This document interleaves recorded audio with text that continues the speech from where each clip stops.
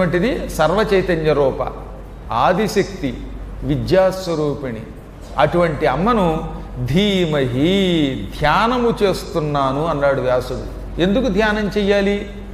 ఈ అమ్మని ధ్యానం చేయటం వల్ల ఏమిటి ప్రయోజనం? బుద్ధిం యా నః ప్రచోదయాత్.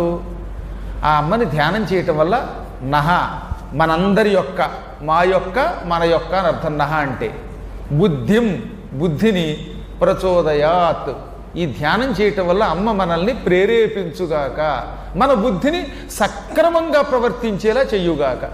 అమ్మని మనం ధ్యానం చేస్తే అప్పుడు మన బుద్ధి వక్ర మార్గం పట్టదు, మన బుద్ధి పవిత్రమవుతుంది, మన బుద్ధి లోకానికి మనకే ఉపయోగపడుతుంది, ఇహము పరము రెండూ ఇస్తుంది. ఈ బుద్ధి సక్రమంగా లేకపోతే రకరకాల వ్యసనాలకు గురవుతాడు, భ్రాంతి పొందుతాడు, శాంతి విడిచిపెడతాడు, చివరికి పతనం అవుతాడు. మానవుడు